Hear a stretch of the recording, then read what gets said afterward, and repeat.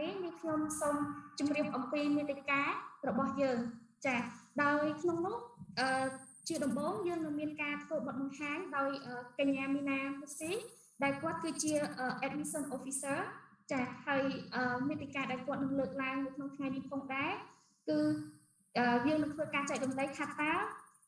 នៅសាកលវិទ្យាល័យ APU អ្នកអាចរៀនសិក្សាវិជ្ជាអ្វីខ្លះនៅទីនោះហើយតើយើងមានប្រភេទជាអាហារូបករណ៍បែបណាដែលនឹងផ្ដល់ជូននៅសាកលវិទ្យាល័យ APU ហើយតើ APU អាចជួយទៅដល់និស្សិតក្នុងការស្វែងរកការងារធ្វើកំពុងនៅកំឡុងពេលដែលពួកគាត់កំពុងសិក្សាដោយរបៀបណានិងជាចុងក្រោយតើធ្វើដូចម្តេចដើម្បីធ្វើការ apply ដាក់ពាក្យចូលរៀននៅសាកលវិទ្យាល័យហើយទីពេលនោះយើងនឹងមានការធ្វើបទបង្ហាញអំពីបទពិសោធន៍របស់និស្សិតខ្មែរដែលគាត់កំពុងសិក្សានៅ Ritsumeikan Asia Pacific University ដោយយើងមាននិស្សិតចំនួន2រូបគឺបងប្រុស Ravin និង Dana ដែលគាត់នឹងធ្វើបទបង្ហាញចាហើយជាចុងបញ្ចប់នោះផងដែរយើងនឹងមាននៅវគ្គសំណួរចម្លើយដែលអ្នកចូលរួមទាំងនៅក្នុងកម្មវិធី Zoom ក៏ដូចជាគេហទំព័រ Facebook អាចធ្វើការចោទជាសំណួរបានចាដូច្នេះដើម្បីកុំឲ្យខាតពេលវេលាយូរនេះខ្ញុំសូមអញ្ជើញកញ្ញាមីណាដែលគាត់ជាអ្នកតំណាងមកពីសាកលវិទ្យាល័យ Ritsumeikan Asia Pacific University ធ្វើបទបង្ហាញក្នុងថ្ងៃនេះចា Next I would like to invite Mina-san, the representative from Ritsumeikan Asia Pacific University to share the presentation. So Mina-san, please. Okay, thank you so much. Hello everyone, my name is Mina and I'm representing Ritsumeikan Asia Pacific University. As you can see, I will start sharing screen right now. Okay. So this is us, Ritsumeikan Asia Pacific University in Japan. So I will be presenting today a very short presentation about APU itself, and after that, my student will be sharing his experience with you, and we have another student coming in later to speak to you about their own experiences, so you can hear real-life experiences. So here we go. So a little bit about our location. APU is actually in the southern part of Japan called Kyushu Island, and the name of our town is Beppu City, and we are in the Oita Prefecture. Our campus is on top of a mountain, as you can see here, and anywhere you go on campus, you'll be able to see the sea, and you will see forestry, so it's a very picturesque, beautiful campus. About Beppu City itself, we don't have many people. We have 120,000 people in Beppu. We're not as big as Tokyo or Osaka, but we are still a very popular tourist destination, and this is why. So there are some very special things about Beppu City, and these are the two very special things to me. One is a very high volume of hot spring water. We have the second highest volume of hot spring water in the world. We have more than 2,000 hot springs in Beppu City alone. And this is what it looks like, in a traditional Japanese inn. And the second thing that's very popular about Beppu is, I don't know if you have ever watched the Kimetsu no Yaiba or Demon Slayer anime, but there is a shrine featured in this anime called the Hachiman Kamado Shrine. And this shrine is actually in Beppu. This is what it looks like in real life. So if you do come to Beppu, then please make sure to check these two things out. Now, more about APU itself. We're not a very big university. At any given point in time, we have about 6,000 students. But the special thing about APU, out of almost 800 universities in Japan, is that almost half of our population of students are international, and the other half are Japanese students. And we don't have separate campuses for the Japanese students and international students. So every day you get to interact with your Japanese counterparts. Speaking of international students, these students come from 90 different countries and regions, and we have about 15 Cambodian students at APU right now. Not just our students, our faculty, our professors are also half international, half Japanese, so your education is going to be very globalized.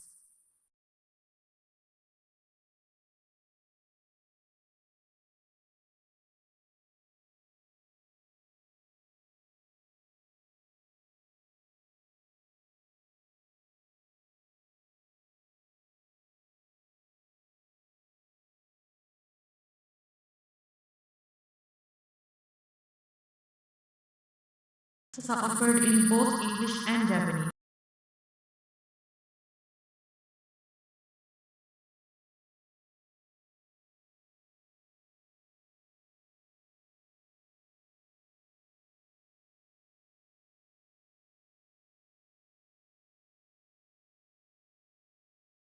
There are 4 areas that you can choose to study from, and like APM, the classes are offered in both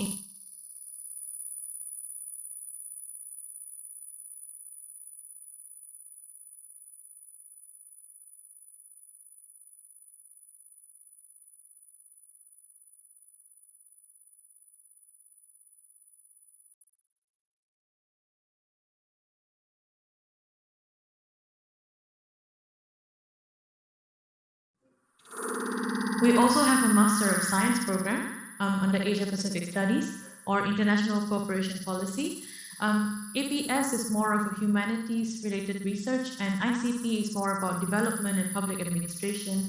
Under this, we also have a dual degree program.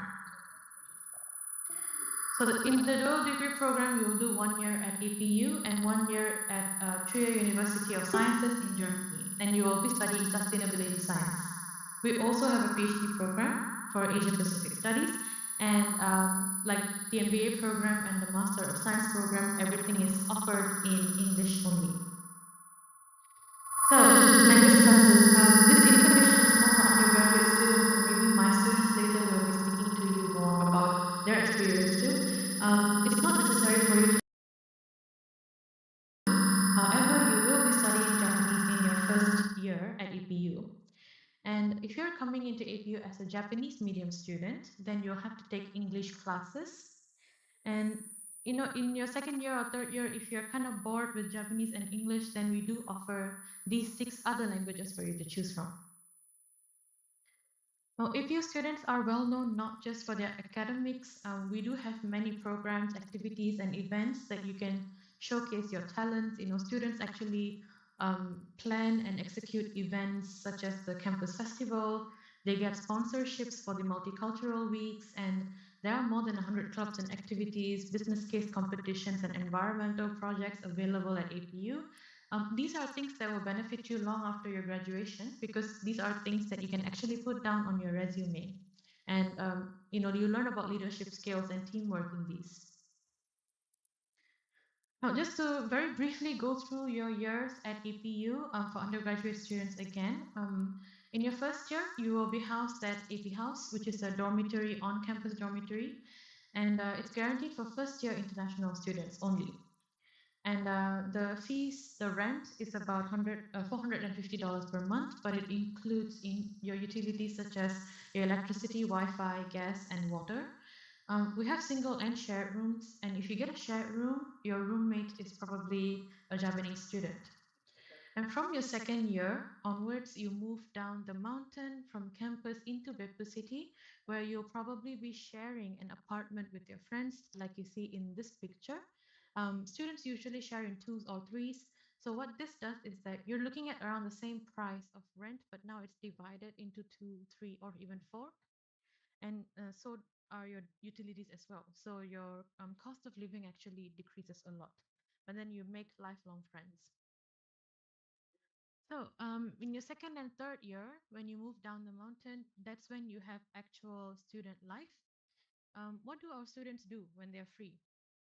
They do part-time jobs because this helps their financial situation.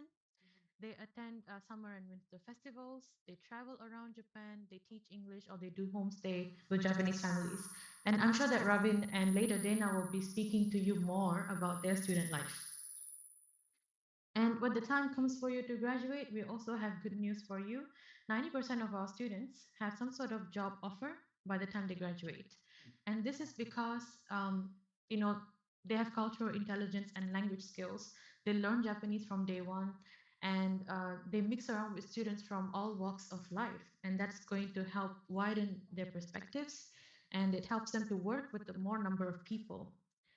So this is a very short list, but this is just to show you that our students have found very good jobs with very good global companies, not just companies in Japan. And that the same goes for graduate schools, all global. our education is very well recognized all over the world. So a little bit about scholarships. At APU, we do offer the tuition reduction scholarship, which is not a monetary stipend that you receive in hand, but it comes as a reduction of your tuition fee invoice. There are 5% to this scholarship, and if you get 65%, for example, then you pay 35% of your tuition fee for all of the years that you are at APU. And you can apply for this scholarship together with the APU application, and the results will come out together with your APU application results. And this is not a monetary stipend, but external scholarships, these are different. You can apply for these from second year or after you have come to Japan. And they're called external because they come from other organizations, such as the Japanese government or donations from other companies, but not APU. To apply for these scholarships, you probably have to attend the Japanese interview, and the amount of scholarship money that you get will be different from according to each scholarship.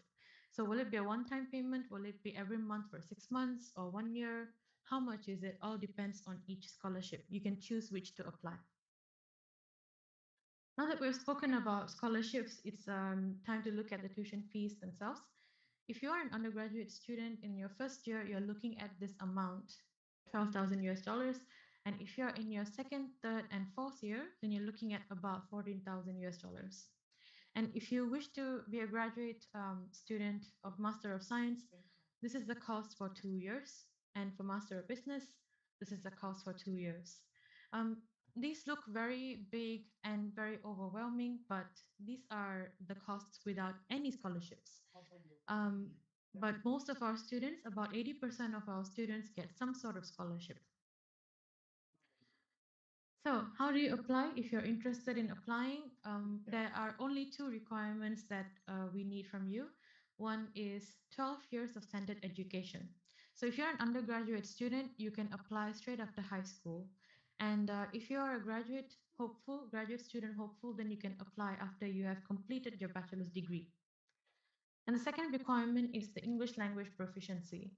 For English language proficiency, these are the tests that we accept right now at this point,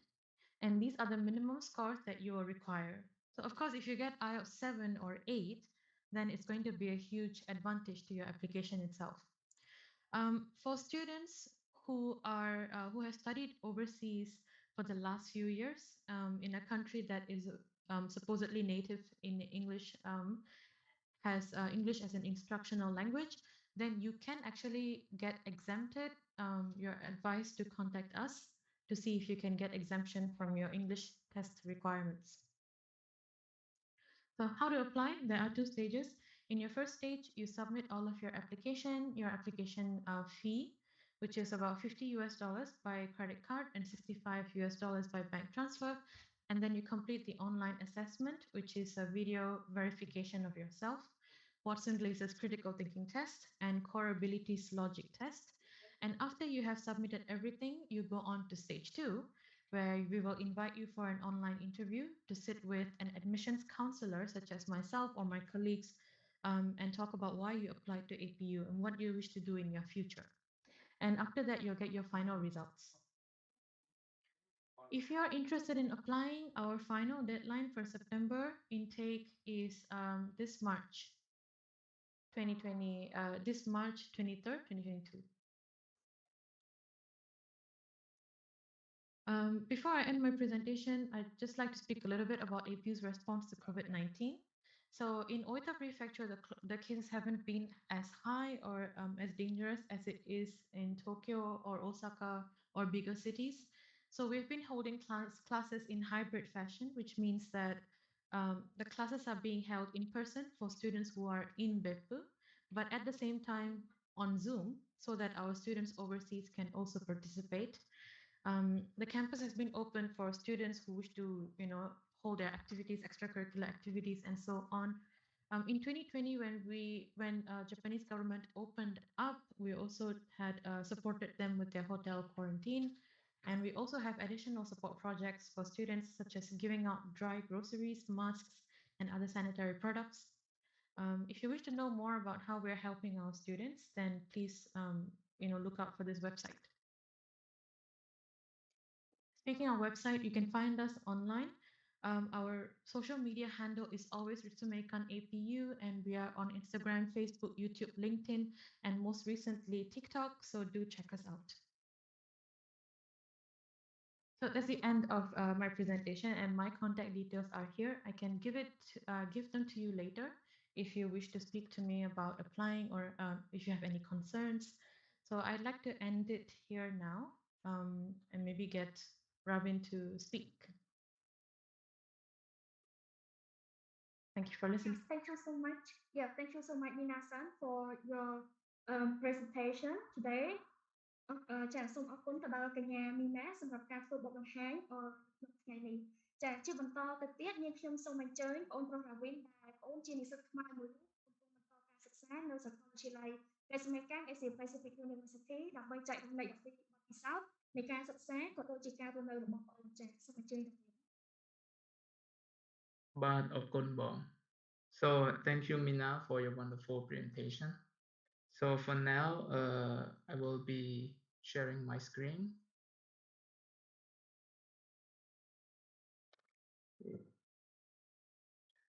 Okay so សម្រាប់ presentation នេះមួយដែរខ្ញុំសូម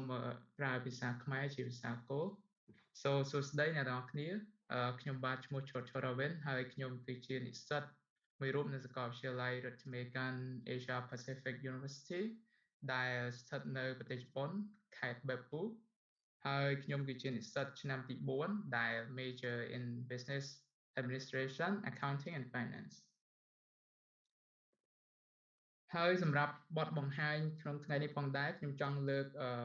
ខ្ញុំនឹងនិយាយពីបទពិសោធន៍របស់ខ្ញុំផ្ទាល់ហើយខ្ញុំនឹងចែកម្លែក3ចំណុចដែលខ្ញុំនឹងយកមកពិពណ៌នាដែលទី1 before APU ហើយទី2 during at APU និងទី3 after APU គឺមានន័យថាខ្ញុំនឹង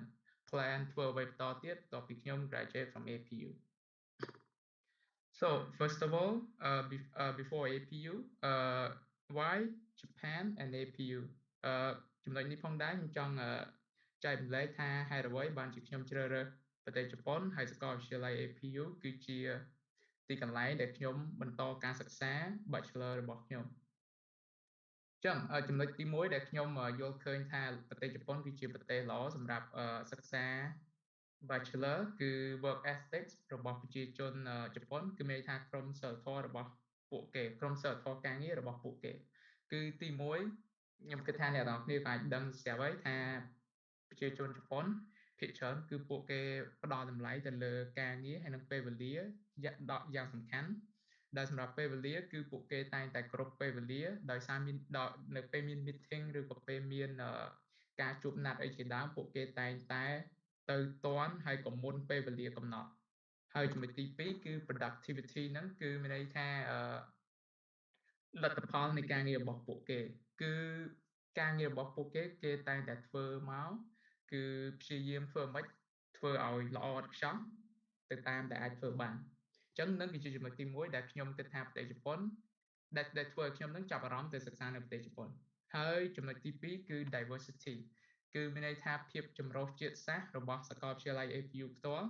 ដែលខ្ញុំបានដឹងអំពីសាកលវិទ្យាល័យ APU ដោយសារខ្ញុំក៏ធ្លាប់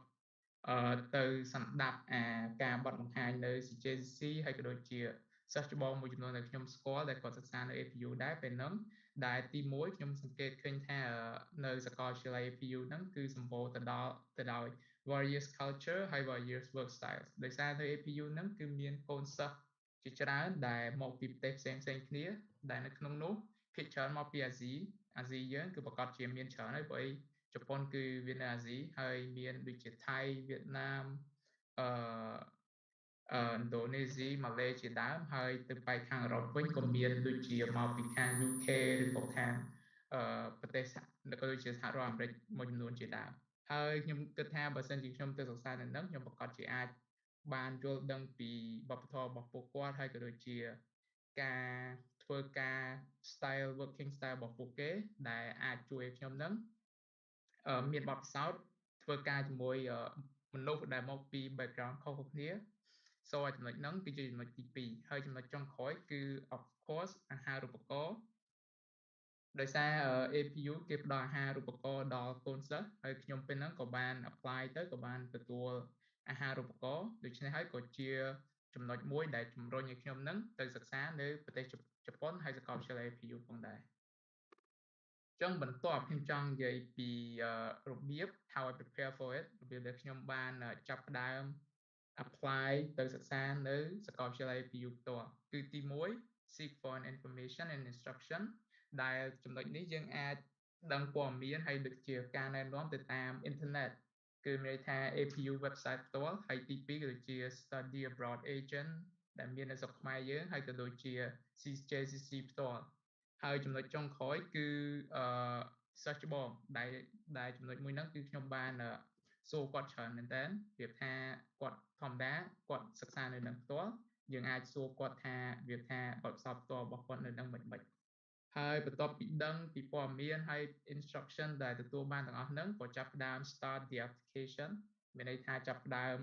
work on an application ដែល APU គេ provide ដោយទី1ខ្ញុំត្រូវ fill out every requirement ដែល APU require ហើយបន្ទាប់ពី finish អាហ្នឹងហើយខ្ញុំសូមបញ្ជាក់បន្តិចនៅក្នុង requirement ហ្នឹងចង់បញ្ជាក់ថា requirement សំខាន់នៅក្នុងហ្នឹងមានដូចជាសាលាគេទាមទារយើងហ្នឹងសរសេរសំណេរប្រហែលជា5សំណេរ5 essay ហើយមួយវិញទៀតតាក់ទងទៅនឹងនិយាយថាចំណុចសំខាន់មួយទៀតដែលអាចជួយជំរុញឲ្យយើងបានអាហារូបករណ៍ហ្នឹងគឺមានន័យថាបទពិសោធន៍របស់យើងដូចជាយើងការចូលរួមធ្វើការងារសង្គមឬក៏ចូលរួមកម្មវិធីផ្សេងអាទាំងអស់ហ្នឹងដែលគឺជាកម្មវិធីដែលនៅក្រៅសាលាដែលក្នុងសាលាអត់មាន so ចំណុចហ្នឹងក៏ជាចំណុចមួយដែលយើងអាចទទួលបានអាហារូបករណ៍ខ្ពស់ផងដែរបន្ទាប់ពីហ្នឹងហើយគឺ online interview ន័យថាគេ review application របស់យើងហើយគេនឹងចាប់ផ្ដើម interview មួយយើងតាម online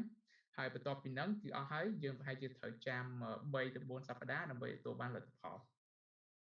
បន្ទាប់មកចំណុចចុងក្រោយបន្ទាប់ពេលដែលខ្ញុំទទួលបានលទ្ធផលថាជាប់ហើយទទួលបានអាហារូបករណ៍ក៏ចាប់ផ្ដើម apply for visa and then ខ្ញុំមានរយៈពេលប្រហែលជា2ទៅ3ខែមុនពេលឡើងយន្តហោះទៅប្រទេសជប៉ុនគឺខ្ញុំបានសិក្សាភាសាជប៉ុនខ្លះហើយបន្តមកវិញទៀតគឺចេះត្រៀមខ្លួនត្រៀមចិត្តត្រៀមកាយដើម្បីទៅសិក្សានៅប្រទេសជប៉ុនហើយចំណុចបន្ទាប់គឺ during at APU ខ្ញុំចង់និយាយអំពីការសិក្សារបស់ខ្ញុំផ្ទាល់ហើយនិងអ្វីដែលខ្ញុំបានធ្វើក្រៅពីការសិក្សាទី1គឺ study programs គឺមានន័យថាកម្មវិធីសិក្សារបស់សាលាគឺគេបែងចែកជា2ធំគឺ English based and Japanese based studies មានន័យថាកូនសិស្សអាចជ្រើសរើសសិក្សាជាភាសាអង់គ្លេសឬក៏ជាភាសាជប៉ុនហើយសម្រាប់ department គឺមាន2ធំ APM ហើយនិង APS ប៉ុន្តែសម្រាប់ខ្ញុំផ្ទាល់គឺ APM ខ្ញុំសិក្សាផ្នែក APM ដែលតាក់ទងទៅនឹង business ភាគច្រើនដែល major របស់ខ្ញុំគឺ accounting and finance ហើយនៅក្នុងហ្នឹងក៏វាមាន major ផ្សេងៗទៀតដែរមាន management innovation economics and marketing តែ of course ពេលដែលយើង choose to study accounting or finance that doesn't mean that មិនមានន័យថាយើងសិក្សាទៅ accounting ឬ finance ទេយើងអាចជ្រើសរើសមុខវិជ្ជាតាក់ទងទៅនឹង management ឬក៏សេដ្ឋកិច្ចឬក៏ទីផ្សារមកសិក្សាបន្ថែមទៀតបាទហើយមួយវិញទៀតគឺ APS ដែលក្នុងនោះមាន International Relation Environmental Studies និង Hospitality ហើយមានមួយទៀតដោយសារខ្ញុំមិនមែនសិស្ស APS so ខ្ញុំអត់សូវដឹងពីខាងហ្នឹងប៉ុន្មានទេហើយក្រៅពីហ្នឹងក៏សាលាមាន program ផ្សេងៗសម្រាប់កូនសិស្សអាចសិក្សាបន្ថែមដែលនៅក្នុងហ្នឹងមានទី1 exchange program ដែលយើងកូនសិស្សនៅ PU ហ្នឹងអាច exchange ទៅសិក្សានៅក្រៅប្រទេសក្រៅពីជប៉ុនបានដូចជាទៅខាងអាមេរិកខាង UK ជាដើមហើយមួយវិញទៀតសាលាក៏មាន grad school ហើយ language education freshman education ហើយនឹងមានច្រើនជាងហ្នឹងទៀត so study life របស់ខ្ញុំចង់និយាយខ្លះគឺឆ្នាំទី1របស់ខ្ញុំដែលរូបភាពទី1គឺ Japanese class មានន័យថាដូចមីណាគាត់បាននិយាយមុនហ្នឹងអញ្ចឹងគឺសាលាទាមទារយើងយ៉ាងហោចណាស់ក៏បានសិក្សាភាសាជប៉ុននៅ foundation level ដែរពួកឯងនៅប្រទេសជប៉ុនគឺភាសាជប៉ុនគឺសំខាន់មែនតើបើសិនយើងចង់រស់នៅឬក៏ធ្វើកិច្ចការនៅប្រទេសជប៉ុន so ពេលដែលយើងបានសិក្សាភាសាជប៉ុនយើងអាចមានគ្រឹះដើម្បីបន្តនិយាយថាការរស់នៅក៏ដូចជាការសិក្សារបស់យើងនៅប្រទេសជប៉ុនងាយស្រួលជាងមុនហើយរូបនេះផងដែរអ្នកនរគ្នាឃើញ Japanese class របស់ខ្ញុំគឺមានកូនសិស្សមកពីប្រទេសជាច្រើនមែនទែនដែលមានខ្មែរថៃវៀតណាមកូរ៉េបង់ក្លាដេសនេប៉ាល់ជាដើមហើយរូបបន្ទាប់មួយវិញទៀតគឺ SSAFU class ថ្នាក់ហ្នឹងគឺជាថ្នាក់ពី writing យើងរៀនអំពីរបៀបសរសេរព្រោះធម្មតាពេលដែលចូល university គឺ require a lot of writing so អានេះគឺជាថ្នាក់ foundation មួយសម្រាប់ឲ្យយើងនឹងយល់ដឹងអំពីរបៀបសរសេរហើយមួយវិញទៀតគឺ introduction management ដូចខ្ញុំនិយាយមុនហ្នឹងអញ្ចឹងខ្ញុំ accounting and finance ក៏ប៉ុន្តែត្រូវរៀន foundation of all major ដែលមាន marketing finance ហើយ management ហើយនឹង innovation and economics ហើយនេះមួយវិញទៀតគឺឆ្នាំទី2របស់ខ្ញុំដែលបន្ទាប់ពី COVID hit ត្រូវបានមកសិក្សាអនឡាញវិញហើយសំទោសទោះបីសិក្សាអនឡាញមែនក៏ប៉ុន្តែprofessor គាត់តែងតែព្យាយាមធ្វើម៉េច make environment នៅក្នុង class ហ្នឹងដូច in person class អញ្ចឹងដោយគាត់ require ឲ្យកូនសិស្សហ្នឹងព្យាយាមបើកកាមេរ៉ា encourage កូនសិស្សឲ្យបើកកាមេរ៉ាដើម្បីឲ្យបានឃើញមុខគ្នាអញ្ចឹងទោះបីយើងសិក្សាអនឡាញក៏ដោយហើយចង់បញ្ជាក់ត្រង់កន្លែង pre-advanced Japanese បន្តិចដោយសារខ្ញុំនិយាយមុនហ្នឹងគឺគេ require some foundation level ហើយនិង intermediate level ទេក៏ប៉ុន្តែបើសិនជាយើងចង់សិក្សាឲ្យកាន់តែជ្រៅយើងអាចរើសថ្នាក់រៀនឲ្យកាន់តែជ្រៅថែមទៀត so ខ្ញុំចង់និយាយចំណុចនេះចង់និយាយពីសកម្មភាពក្រៅថ្នាក់ដែល extra curricular activities ហ្នឹងគឺខ្ញុំបានចូលរួមច្រើនដែរហើយនេះគឺជា3រូបភាពធំៗដែលខ្ញុំចង់លើកមកនិយាយគឺទី1គឺកម្មវិធីឈ្មោះថា Hall Prize អាហ្នឹងគឺជា business case competition មួយអាហ្នឹងគឺយើងចូលរួមដើម្បី compete វាថាយើងមាន idea business ដែលនៅខ្មែរភាគច្រើនអ្នកនរគ្នាស្គាល់ដូចលក្ខណៈ start up នៅខ្មែរអាហ្នឹងស្តៀងទៅនឹងដែរដែលយើងប្រកួតវាថានិយាយពី business idea របស់យើងហើយមាន judge គេ judge ថា business idea យើងនឹងល្អឬក៏មិនល្អហើយបើសិនជាយើងល្អលេខ1ឈ្នះអញ្ចឹងយើងអាចទៅប្រកួត further competition ដើម្បីទទួលបាន prize ដែលគេអាច fund business idea របស់យើងនឹង to make it happen ហើយចំណុចបន្ទាប់ទៀតគឺ multicultural week ដែលរូបភាពនេះគឺពេលហ្នឹង Oceania week គឺគេ showcase ពី culture របស់គេដែលមាន performance ហើយក៏ដូចជាមានសម្ដែងរឿងផងដែរហើយខ្មែរយើងក៏ធ្លាប់មានម្ដងដែរគឺ history នៅ APU គឺជាលើកទី1ក៏ធ្លាប់ showcase multicultural week ដែរដែលមានរយៈពេលដូចជាមួយអាទិត្យនៅក្នុងហ្នឹងមាន showcase ពី food ពីរបៀបថាលបែងជាប្រៃរបស់ខ្មែរយើងហើយមួយវិញទៀតក៏មានperformance drama performance ដែលពេលហ្នឹងក៏ពួកសិស្សច្បងគាត់បានលើករឿងទុំទាវមកសម្ដែងផងដែរហើយមួយវិញចុងក្រោយទៀតគឺ multicultural camp another activity ដែលខ្ញុំបានចូលរួមពេលដែលនៅ freshman year ដោយសារ freshman year តែងតែវាថាចង់ស្គាល់ច្រើនពីសាលាហើយក៏ដូចជាចង់ស្គាល់ពីកូនសិស្សនៅឲ្យកាន់ច្រើនអញ្ចឹងឲ្យតែមានកម្មវិធីអីគឺតែងតែចូលរួមso បន្តមកវិញទៀតចង់និយាយពី hobbies របស់ខ្ញុំបន្តិចគឺទី1គឺ soccer ខ្ញុំចូលចិត្តលេងបាល់ទាត់ហើយក៏មាន team ដែរដែល team របៀបថា soccer គឺជាពេលហ្នឹងសម្រាប់ខ្ញុំគឺ interest របស់ខ្ញុំគឺ soccer so វាអាចជួយខ្ញុំឲ្យ bond មួយមិត្តភ័ក្តិរបស់ខ្ញុំដែលមានមកពីប្រទេសផ្សេងៗខ្ញុំនិយាយអញ្ចឹងរបៀបថាយើងធ្វើឲ្យយើងហ្នឹងបង្កើនភាពជិតស្និទ្ធកាន់តែខ្ពស់ហើយអាចជួយគ្នានៅពេលដែលមានទុកលំបាកអញ្ចឹងជាដើមហើយវិញទៀតនៅជប៉ុនហ្នឹងក៏មាន festival ហើយកម្មវិធី Japanese festival ហ្នឹងហើយខ្ញុំក៏តែងចូលរួមដើម្បីយល់ដឹងអំពីវប្បធម៌របស់ប្រទេសជប៉ុនហ្នឹងកាន់តែច្រើនទៀតហើយវិញទៀតគឺ travel ដោយសារខ្ញុំគិតថាមកប្រទេសជប៉ុនគឺជាប្រទេសមួយដែលស្អាតធម្មតាហើយខ្ញុំក៏មិនក៏របៀបថាពេលខ្លះយើងទំនេរពីការសិក្សាក៏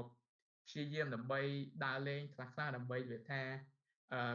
កាត់បន្ថយអាភាព stress របស់យើងពីការសិក្សាមួយវិញផងដែរហើយវិញទៀតគឺ part time job ខ្ញុំក៏ធ្វើការងារក្រៅម៉ោងខ្លះៗដែរ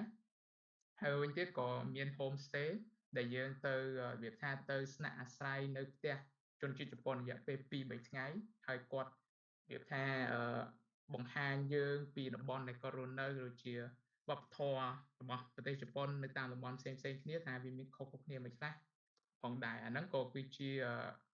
របៀបមួយដែលយើងអាចសិក្សាអំពីប្រទេសជប៉ុនអញ្ចឹងនៅពេលបន្ទាប់ពេលខ្ញុំ graduate from APU ខ្ញុំសង្ឃឹមថានឹងបន្តមិនសង្ឃឹមថាខ្ញុំកំពុងតែព្យាយាមវាថាត្រៀមខ្លួនដើម្បីបន្តទៅសិក្សាថ្នាក់អនុបណ្ឌិតប៉ុន្តែខ្ញុំអត់ទាន់សម្រេចចិត្តថាខ្ញុំនឹងបន្តនៅប្រទេសជប៉ុនឬក៏ខ្ញុំនឹងទៅបន្តទៅប្រទេសផ្សេងក្រៅពីប្រទេសជប៉ុនទេអញ្ចឹងអានឹងគឺជា future plan របស់ខ្ញុំបន្ទាប់ពី graduate from APU ហើយបទបង្ហាញរបស់ខ្ញុំក៏បានបញ្ចប់ត្រឹមហ្នឹងហើយសូមអរគុណអ្នកទាំងអស់គ្នាដែលបានចូលរួមស្ដាប់សូមអរគុណចាអរគុណច្រើនទៅវិញសម្រាប់ការធ្វើបទបង្ហាញអំពីបទពិសោធន៍របស់បងប្អូនយ៉ាងក្បោះក្បាយជូនទៅដល់អ្នកដែលគាត់បានចូលរួមក្នុងថ្ងៃនេះចាជាបន្តទៅទៀតខ្ញុំសូមអញ្ជើញដាណាដោយដាណាគាត់ក៏ជានិស្សិតខ្មែរមួយរូបកំពុងតែសិក្សានៅសាកលវិទ្យាល័យ Ritsumeikan Asia Pacific University ផងដែរហើយគាត់នឹងធ្វើការចែករំលែកអំពីបទពិសោធន៍ផ្ទាល់ខ្លួនរបស់គាត់នៅប្រទេសជប៉ុនក៏ដូចជានៅ APU ផ្ទាល់ចាសូមអញ្ជើញដាណាចាអរគុណច្រើនបងចាផ្លេចខ្ញុំសូម share screen បន្តិចអូខេសុំតមិញយកបាស Cambodia ពេកមុនហ្នឹងអញ្ចឹងសួស្តីអ្នកទាំងអស់គ្នាអូខេអញ្ចឹងយើងអាចចាប់ផ្ដើមបានខ្ញុំឈ្មោះដាណាខ្ញុំជានិស្សិតអាហារូបករណ៍នៅសាកលវិទ្យាល័យRitsumeikan Asia Pacific University ហើយឥឡូវហ្នឹងខ្ញុំកំពុងតែធ្វើ exchange នៅសាកលវិទ្យាល័យហុងកុងអញ្ចឹងហ្នឹងហើយខ្ញុំឥឡូវហ្នឹងកំពុងនៅហុងកុងឡើយអញ្ចឹងបទបង្ហាញថ្ងៃហ្នឹងខ្ញុំនឹងនិយាយពីបទពិសោធន៍របស់ខ្ញុំដែលរៀននៅប្រទេសជប៉ុនហ្នឹងហើយនឹងហេតុអីបើខ្ញុំជ្រើសរើសយកជប៉ុនហើយនឹងសាកលវិទ្យាល័យ APU ហ្នឹងនិយាយពីបទពិសោធន៍រៀនផ្ទាល់ខ្លួនរបស់ខ្ញុំហើយនឹងរឿងជីវិតសិក្សានៅនឹងដែរអញ្ចឹងទី1គឺហេតុអីបានជាខ្ញុំរើសយកប្រទេសជប៉ុននិយាយទៅខ្ញុំគិតថាការរៀននៅក្រៅប្រទេសមិនមែនយើងចេះតែរើសយកកន្លែងរៀនទេប៉ុន្តែខ្ញុំគិតថាវាទី1គឺយើងមានសេរីភាពផ្ទាល់ខ្លួននិយាយទៅបើសិនជានិស្សិតយើងឧទាហរណ៍ថាយើងអត់ខ្ញុំអ្នកនៅខេត្តខ្ញុំរៀននៅបាត់ដំបងហើយខ្ញុំត្រូវតទៅរៀននៅភ្នំពេញអញ្ចឹងហ្នឹងហើយបើសិនជាយើងអ្នកនៅភ្នំពេញបណ្ដោយខ្ញុំគិតថាអញ្ចឹងវាគាត់ទៅរៀនអញ្ចឹងនៅ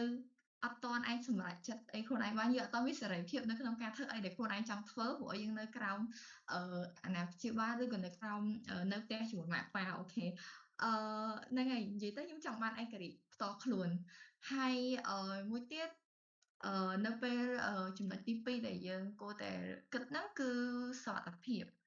ខ្ញុំគិតថាហ្នឹងសំខាន់ណាជាពិសេសខ្ញុំជាស្រីផងអញ្ចឹងពេលខ្ញុំទៅណាអញ្ចឹងខ្ញុំគិតទៅកន្លែងខ្ញុំចង់នៅកន្លែងណាដែលខ្ញុំអាចដើរទៅម្នាក់ឯងបានហើយនៅតែមានសេរីភាពអត់ចាំបាច់ខ្លាចអត់ចាំបាច់និយាយទៅអត់ចាំបាច់ខ្លាចថាយើងអត់អាចដើរម្នាក់ឯងបានឬក៏អីចឹងណាហ្នឹងហើយខ្ញុំគិតថាមែនខ្ញុំគិតថាជប៉ុនគឺជាប្រទេសសុវត្ថិភាពមួយនៅលើពិភពលោកបើគិតទៅ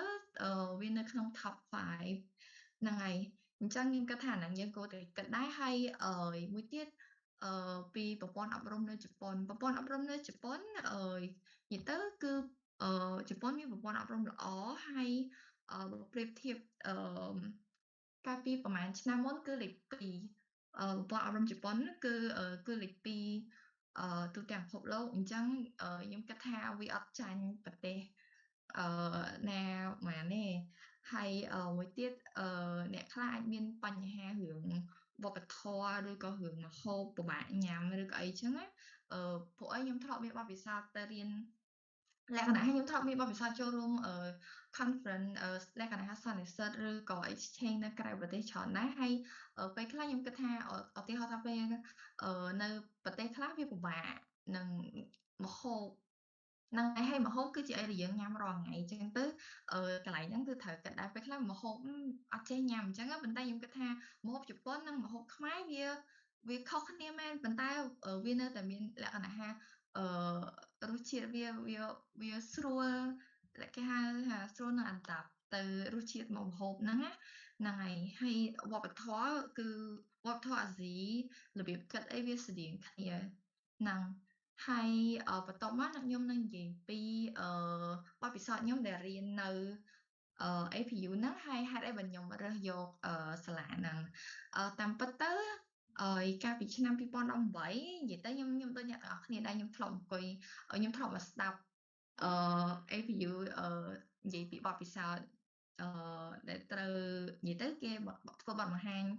ពីសាលាសាកលវិទ្យាល័យនៅជប៉ុនគេហៅ Japan Study Fair ហ្នឹងហើយកាលពីឆ្នាំ2018កាលហ្នឹងនៅ CJCC ហ្នឹងដែរហើយអញ្ចឹងមិននិយាយទៅវាជាលក្ខណៈថាខ្ញុំគិតច្រើនណាស់ពីការនៅថាសាលាណាដែលខ្ញុំជ្រើសរើសអញ្ចឹងណាហ្នឹងហើយខ្ញុំគិតថារឿងទី1ដែល APU មានហ្នឹងគឺគេហៅថា international environment និយាយទៅគឺលក្ខណៈថាយើងមិននៅយើងមានអារម្មណ៍ថាយើងទៅជប៉ុនមែនប៉ុន្តែក៏មានអារម្មណ៍ថាយើងនៅក្នុងគេហៅថាជុំវិញយើងហ្នឹងសិតតែមានវប្បធម៌អន្តរជាតិចូលមកច្រើនណាឧទាហរណ៍ថាមិត្តភ័ក្ដិខ្ញុំដូចមិត្តភ័ក្ដិនៅក្នុងរូបហ្នឹងសិតតែមិត្តភ័ក្ដិចិត្តដិតរបស់ខ្ញុំហើយគាត់មិនមែនជនជាតិជប៉ុនទេនិយាយទៅភាគច្រើនគឺមកពីអាស៊ីអាគ្នេយ៍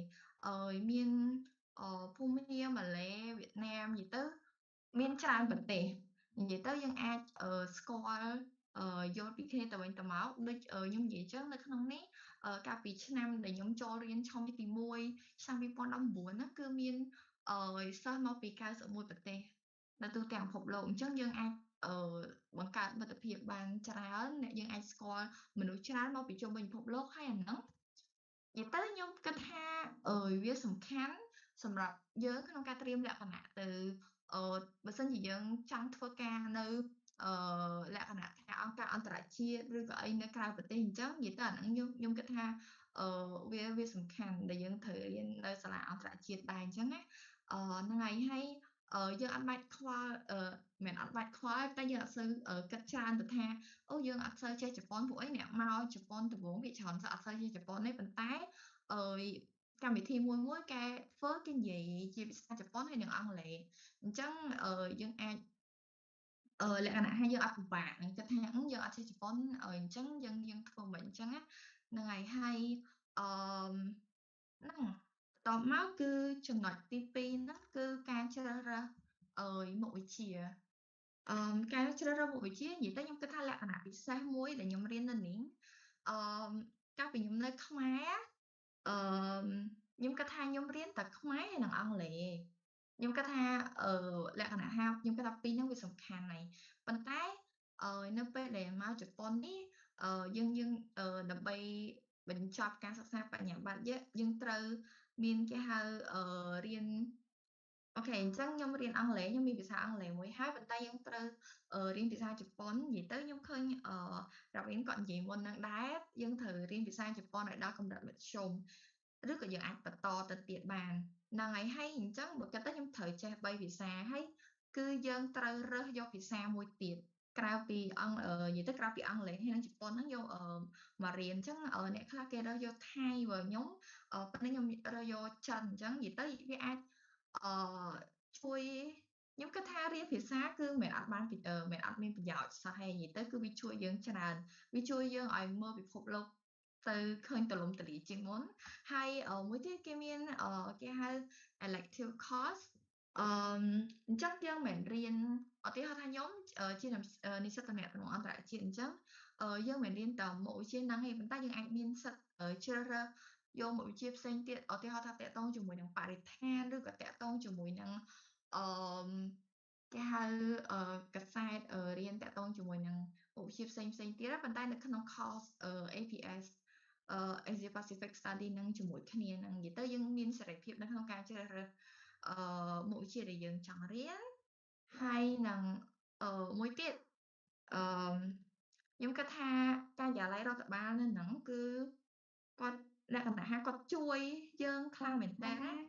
slide អូនមកសុំកាន់តិចជាស្អីណាជួយអូនជួយ share slide ឲ្យ full បានទេហ្នឹង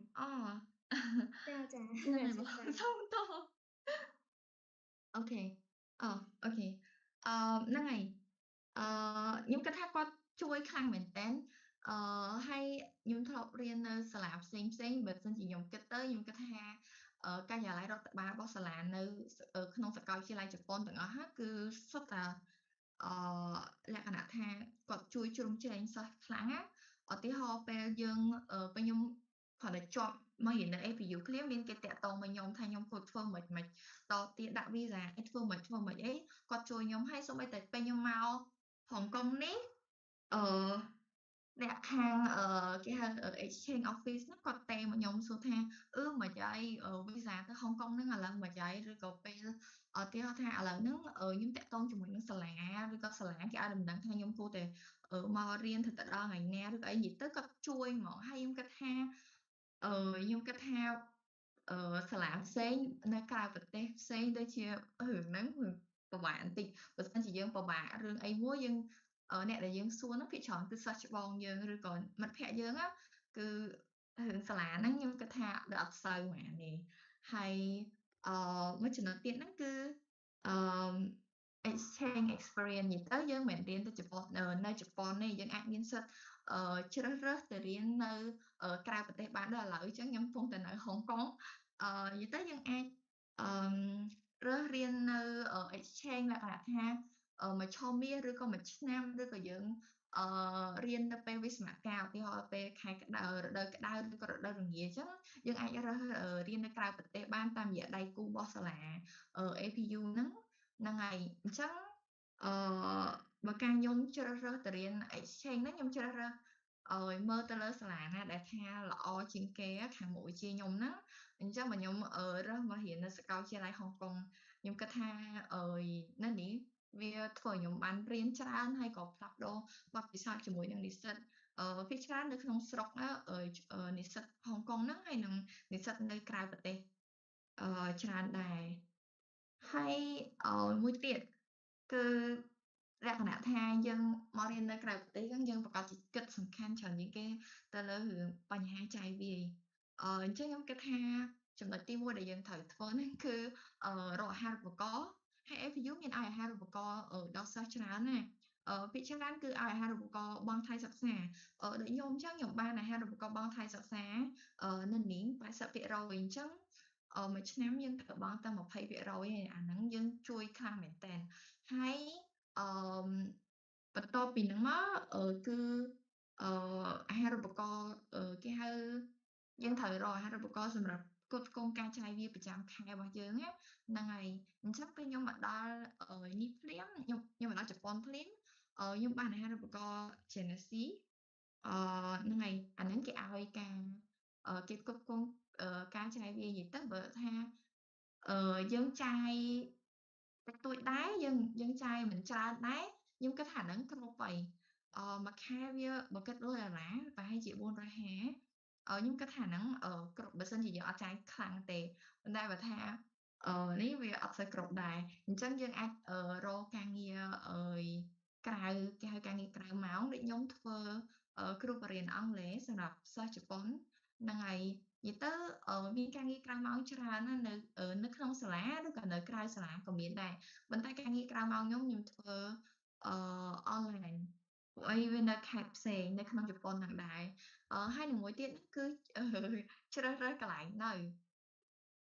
ពួកអីកន្លែងនៅ APU ហ្នឹងគឺនៅខេត្តមួយឈ្មោះអូយតាកន្លែងនៅអូយតាហ្នឹងមានតាមកន្លែងទៀតដូច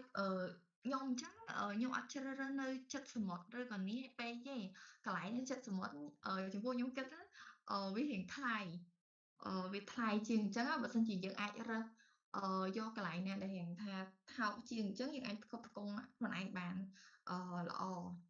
ហ្នឹងហើយខ្ញុំមានតែប៉ុណ្ណាអរគុណច្រើនអរគុណច្រើនណាស់អូនសម្រាប់ការធ្វើបង្ហាញអំពីការសិក្សាក៏ដូចជាបទពិសោធន៍ក្នុងការរស់នៅប្រទេសជប៉ុនផ្ទាល់អញ្ចឹងក្នុងថ្ងៃនេះដែរមុននឹងឈានដល់ការបិទបញ្ចប់នៃកម្មវិធី webinar ក្នុងថ្ងៃនេះ ក្រុមការងាររបស់យើងក៏បានរៀបចំនៅអ្នកសំណួរចម្លើយទៅកាន់អ្នកតំណាងក៏ដូចជាភ្ញៀវកិត្តិយសដែលគាត់បានអញ្ជើញចូលរួមអញ្ចឹងបើសិនមកបងប្អូនសិស្សនិស្សិតដែលគាត់បានចូលរួមនៅក្នុងកម្មវិធីZoomក្តីតាមរយៈការសាកល្បងផ្ទាល់នៅលើទំព័រ Facebook ក្តីអ្នកទាំងអស់គ្នាអាចធ្វើការសួរជាសំណួរទៅកាន់វាគ្មិនរបស់យើងបានដោយអ្នកចូលរួមតាមបណ្ដាញ Zoom គាត់អាចសរសេរជាសំណួរបន្ទាប់មកទម្លាក់ចូលទៅក្នុង Zoom chat ឬក៏អ្នកដែលគាត់តាមដានតាមរយៈគេហទំព័រ Facebook អាចធ្វើការ comment បន្ទាប់មកក្រុមការងាររបស់យើងនឹងធ្វើការជ្រើសរើសសំណួរដើម្បីធ្វើការសាកសួរទៅកាន់វាគ្មិនរបស់យើងចាអញ្ចឹងកុំឲ្យខាតពេលយូរបើសិនបើមានសំណួរអាចសាកសួរបានចាសូមអញ្ជើញ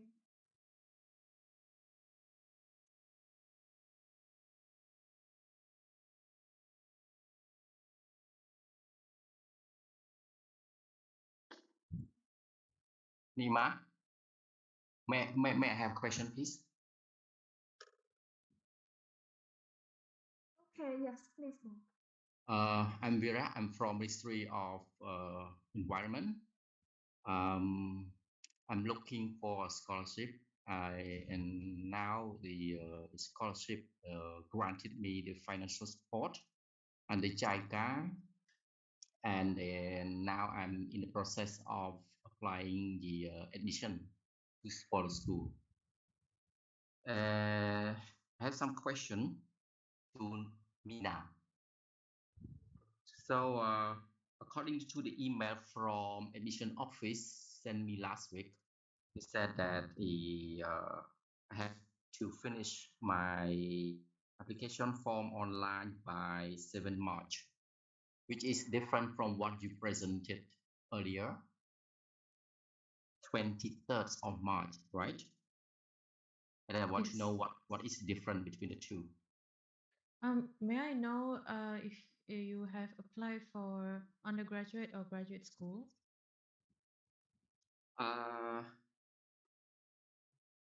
APS,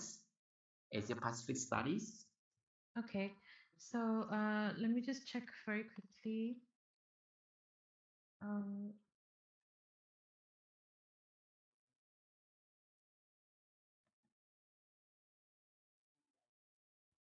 So the very last deadline is by 23rd of March. And it might be that have you submitted the application, or where exactly are you at your application? Can I ask? Sorry, say again. Have you completed or submitted your application, or where exactly are you at? Not yet, because what I'm right now I'm writing a research proposal, because I'm doing PhD, and okay, so PhD. Yeah, and the admission office requires me to do like 15 or 20 pages of research proposal, and for that reason I need some time to finish my proposal. That sounds very tough. Okay, so I've resolved the mystery. So the deadline that I actually showed on my presentation is the deadline for undergraduate students, for bachelors. So for PhD and for masters, it's probably a different deadline. And if the office contacted you and asked you to finish by 7th, then I advise you to do the same, because they have their own deadline and schedule. Okay, thank you. My second question is, does the university has kind of office for consultation? For example, in my case, I want to bring my family with me, so any counselor to do this case? So you can consult with our graduate office, at graduate school office, but as far as I know, APU will be providing the student visa to you, and if you get accepted and everything, then we can only sponsor your student visa, because we are responsible for you, because you are our student. If you wish to bring your family here, then of course it is possible, but you might have to do the liaising and the meeting with immigration and apply for it on your own. Like APU cannot help you with that because we are not connected to that. Yeah. I see.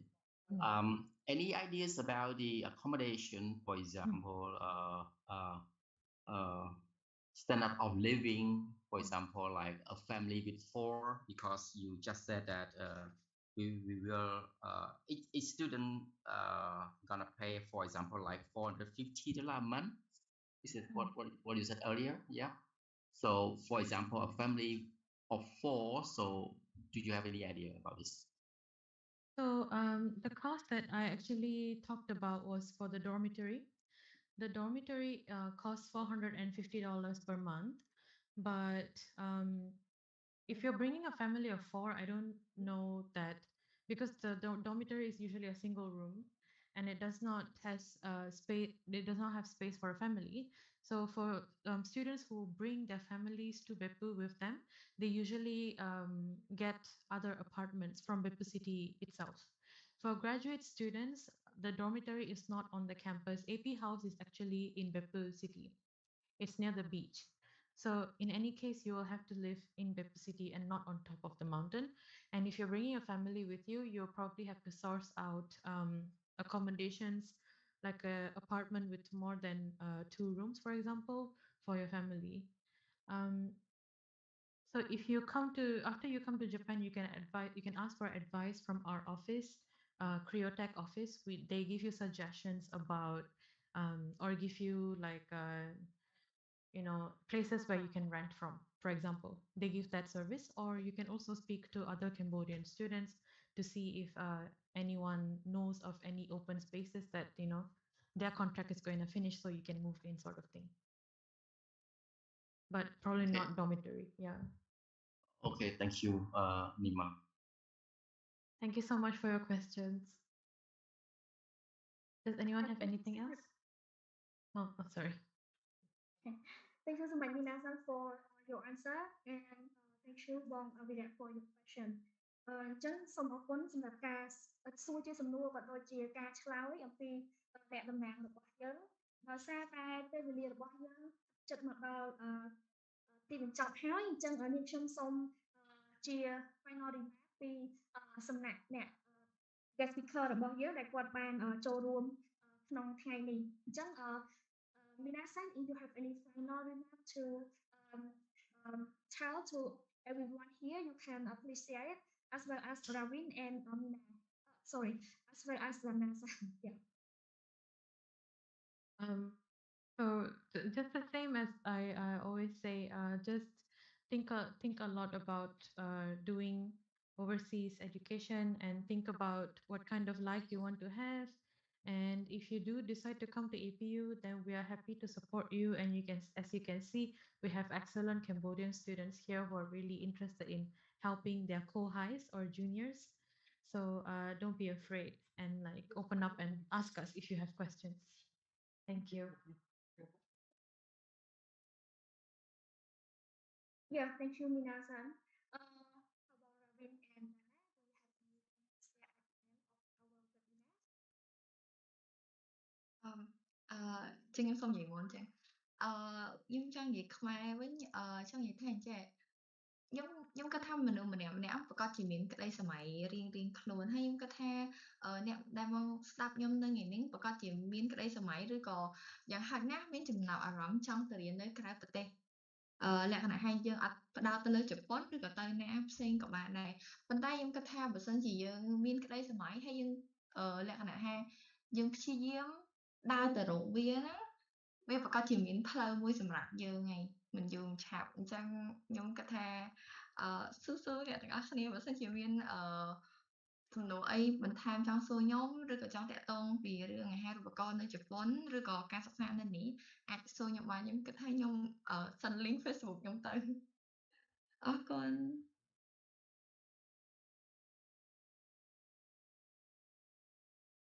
បាទអញ្ចឹងអរគុណដែរចា៎ Ravin on ហ្នឹងឯងចា៎ បាទអរគុណបងអញ្ចឹងជាចុងក្រោយហើយខ្ញុំសូមអរគុណម្ដងទៀតទៅកាន់បងខាង CJCC ហើយ thank you Mina again and also អរគុណដាណាដែលបានចូលរួមហើយនឹងអរគុណអ្នកទាំងអស់គ្នាដែលបានចូលរួមសម្ដាប់កម្មវិធីថ្ងៃនេះ សម្រាប់ដំបូងមានក៏ដូចជាចំណុចចុងក្រោយរបស់ខ្ញុំដែលចែកម្លែកដល់អ្នកទាំងអស់គ្នាគឺថាបើសិនជាអ្នកទាំងអស់គ្នាចង់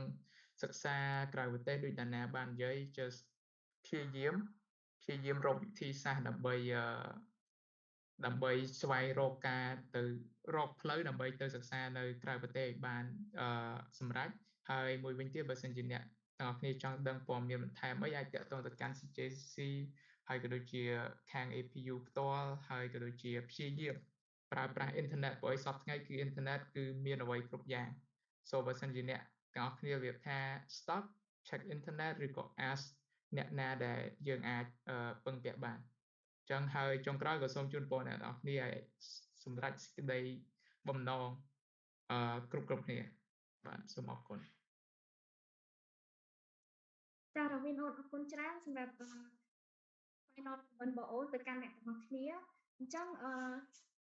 ដូចគ្នានេះដែរប្រសិនបើអ្នកទាំងអស់គ្នាចង់ទទួលបាននូវព័ត៌មានបន្ថែមឬក៏មានជាចំណងតាក់ទងទៅនឹងសាកលវិទ្យាល័យ Ritsumeikan Asia Pacific University